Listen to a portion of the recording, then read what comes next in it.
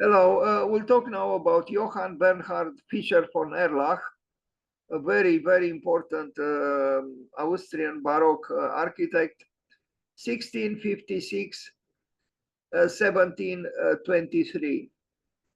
Even an architect like Wolf Prix admires Johann Bernhard Fischer von Erlach. His son was also an architect, and I'll show something done by his son as well. So he was born on July 1656 and died on the 5th of April, 1723. And today is the 5th of April, but not 1723. He was an Austrian architect, sculptor, an architectural historian whose Baroque architecture profoundly influenced and shaped the tastes of the Habsburg Empire.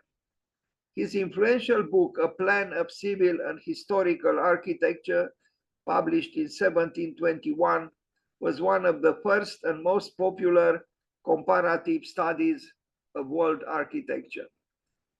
This was the man. I mean, I like to show, enlarged or zoomed in parts of the portrait, particularly that right hand with a specific, posture of the hand. I don't know. I mean, it's telling us about what an architect is or should be, at least at that time. Anyway, Johann Bernhard Fischer von Erlach, a man who built a lot. Let's see some drawings. He drew incessantly and he drew very well, and his drawings were engraved and part of the book that I just mentioned. Here they are, historical architecture. He had many interests. He didn't just focus on European architecture, but on world architecture. And I think his engravings are very, enticing and could be great sources of inspiration. Maybe even more sometimes than the buildings, the structures that inspire them.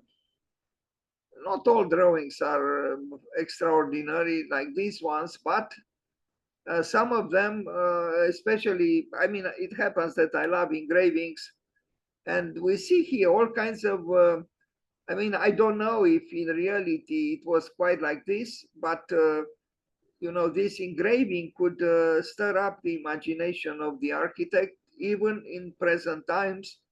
And actually, an architecture similar somehow conceptually is being already promoted and even built.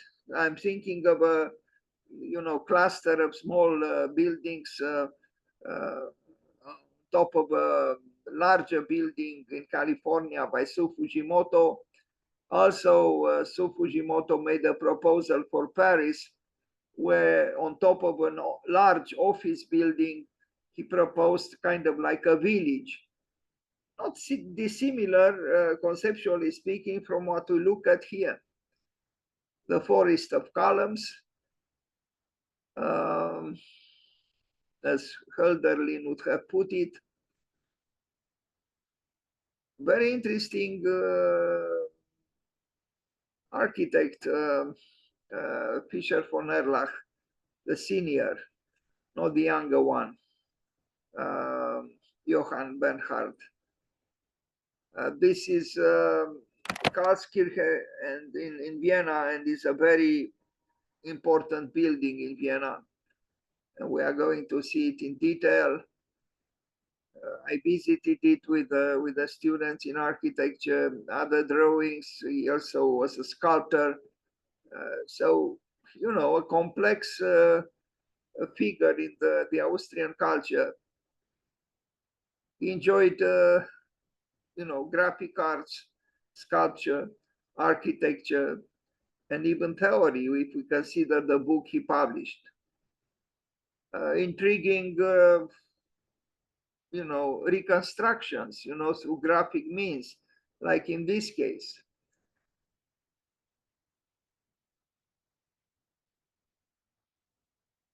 And as we can see, his interest was not, you know, was not attached only to Europe.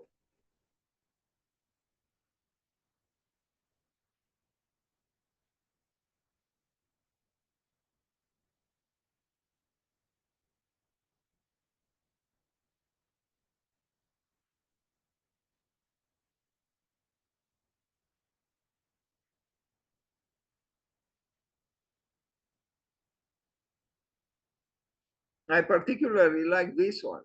You know, it's he visualized something that we read about, but he gave it a graphic expression, quite emphatic and telling.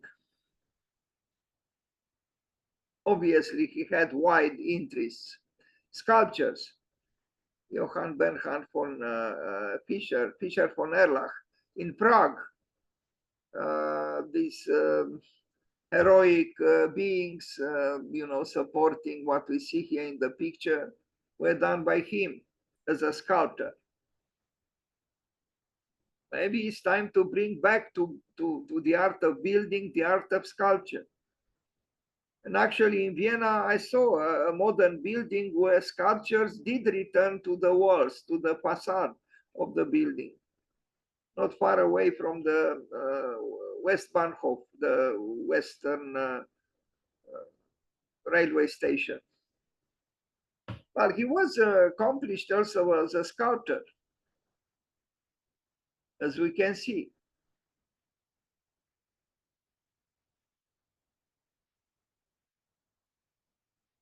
In Prague. This one as well.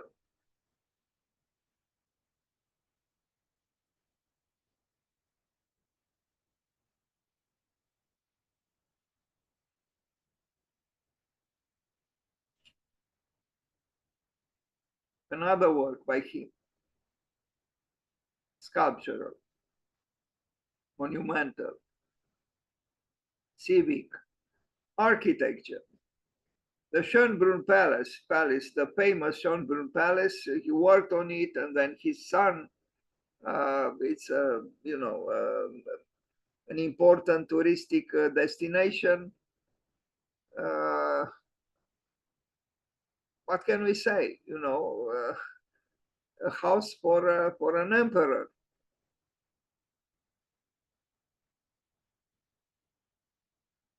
I spent a rainy afternoon, you know, protected by the cover of one of the wings, the one on the right of this pavilion on top of the hill. Once I assisted the marriage ceremony that took place inside the palace, and I took some interesting pictures. Schönbrunn Palace. Johann Bernhard Fischer von Erlach, truly a very important Baroque Austrian architect. Here we see in the background the pavilion, and then in the foreground the palace itself.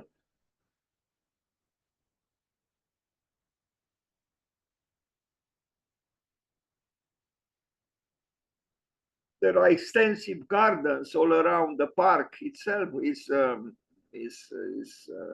impressive.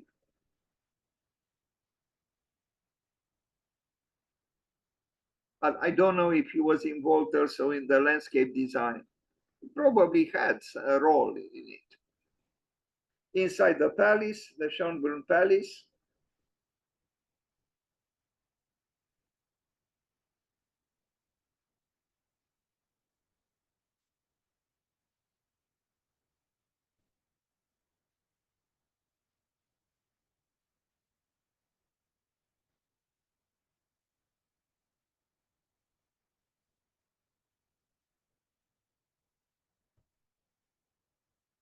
this is the, you know, for the plants, but a remarkable structure, remarkable building. I'm not sure though if he built this or it was built later after him. after he died. It's possible that it was not built by him, but I thought of showing it as well, since it's part of this vast estate. The Karlskirche in Vienna, we already saw some drawings. This is the plan.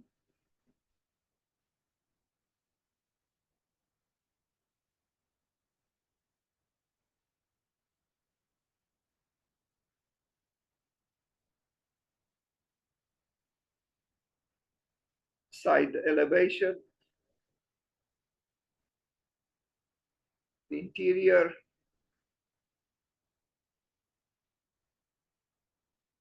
The exaltation of the Baroque architecture can only be appreciated. I love the Baroque architecture, and I also love sustainable architecture. Is there bridging between the two? I don't know. Maybe not an easy one. Karlskirche, here it is, with a statue by or sculpture by Henri Moore, modern as it is, in front of it, a little bit aside, but the building is one of the most important in Vienna, in Vienna. Interesting, these two pillars, columns, left and right, maybe inspired by Trajan's column in Rome. Here, maybe we see some echoes from Bernini.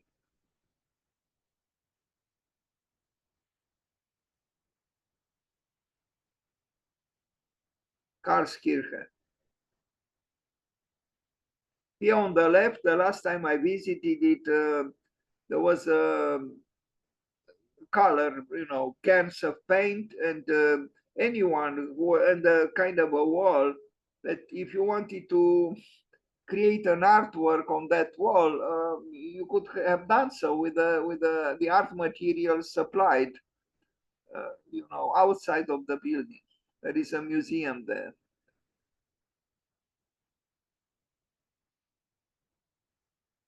Splendor, splendor, splendor for the glory of God. Soli Deo Gloria. The Austrian National Library, a remarkable building, especially inside. Outside, okay, we don't quite know what's inside, but once you are inside, you realize that this was one of the most astonishing and continues to be one of the most astonishing libraries in the world. Here it is.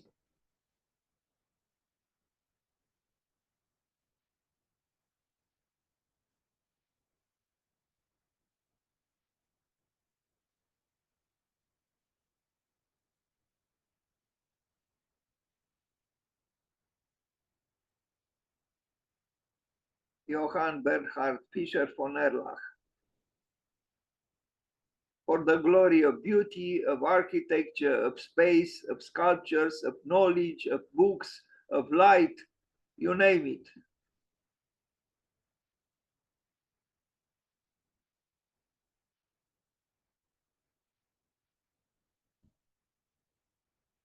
Vienna again.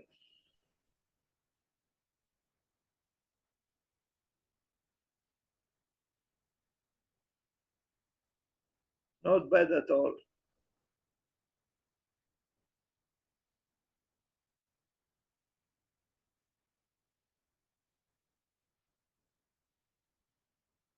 You might even forget to look at a book here because the whole interior is so sublime that, you know, it's breathtaking.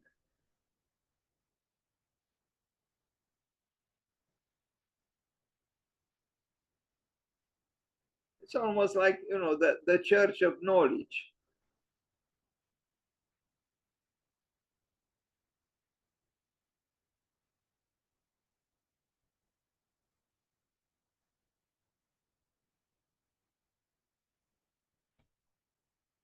A palace. I don't usually like palaces. Anyway, it's a palace. rather subdued in architectonic expression, but the boys, the children in front of it are a different story. They are the story of exaltation and freedom and joy. The building towards the outside is not very Baroque, is it?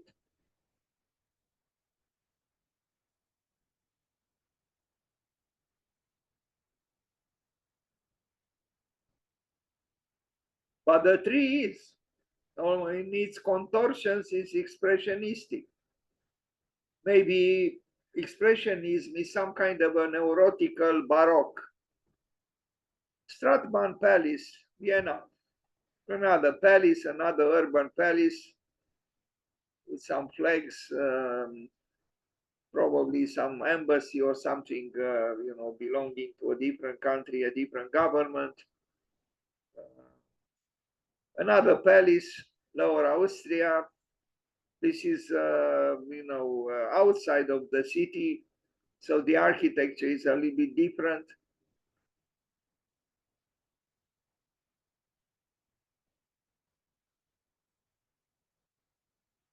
I admire the kitchen. It's beautiful, but you need several cooks here, probably. Anyway,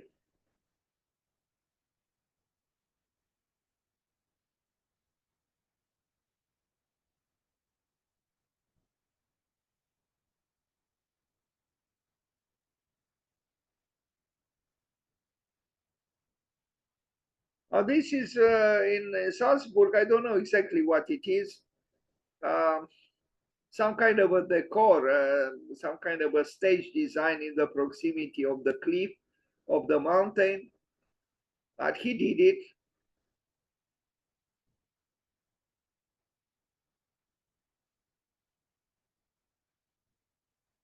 Another palace,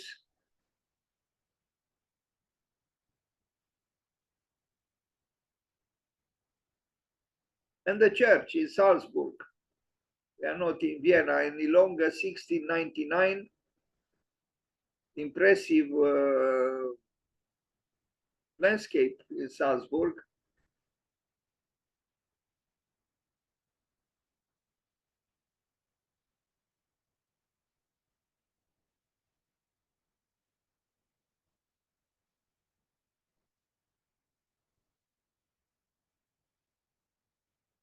So he died on the 5th of April, a few centuries ago. The drawing also has its own relevance, done by him.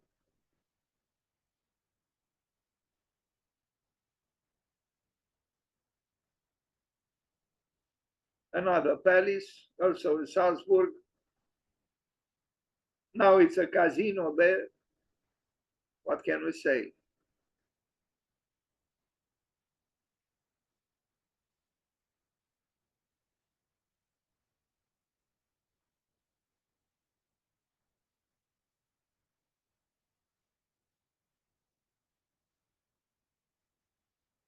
Holy Trinity Church, Salzburg, 1694, 1702.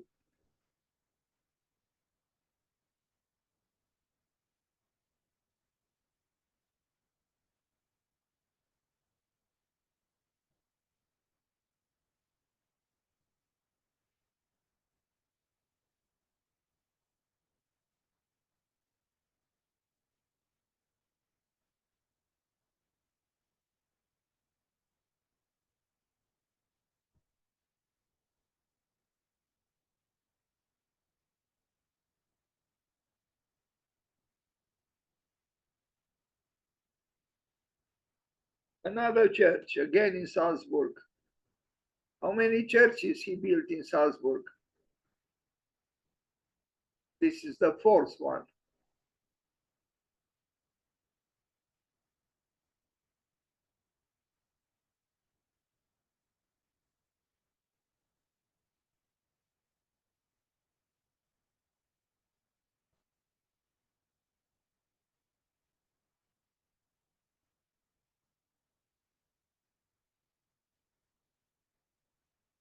The high altar of the Franciscan Church in Salzburg, 1708. And this is the church. I don't think he built the church, but it's beautiful, the structure of the church. He only built the altar.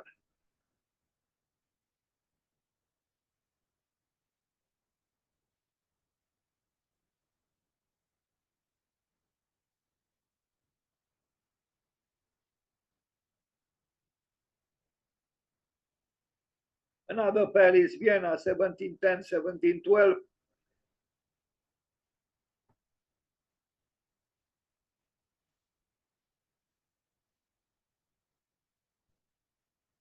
All these white palaces, they are a little bit too white for my taste, but who cares, my taste.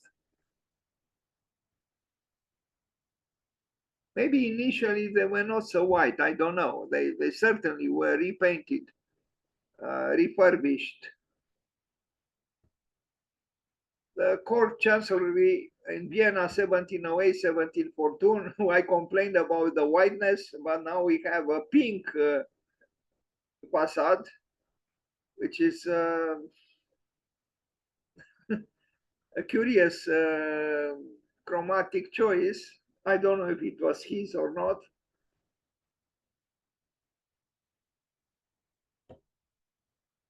Another palace, too many palaces.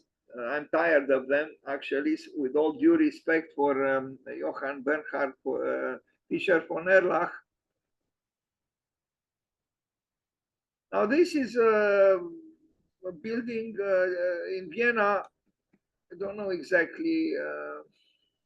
Well, I don't know actually what it means. Stolburg, 1723. It is in Vienna. We are approaching the end of this imperfect and rather short presentation. And here on the left is him, and on the right is his son, also an architect, was actually built in Romania, in Timișoara, and also I read, but I didn't see it, a castle in Transylvania. His name was Joseph Emanuel Fischer von Erlach. So this is the son of Johann Bernhard Fischer von Erlach, whom we paid homage to today, or try to, and his son Joseph Emanuel Fischer von Erlach. And this is the church he built in Timișoara. But as I said, he also contributed on the Schonbrunn Palace and probably other works that were started by his father. But this is in Timișoara, in Romania, by Emanuel Fischer von Erlach. That's it. Thank you.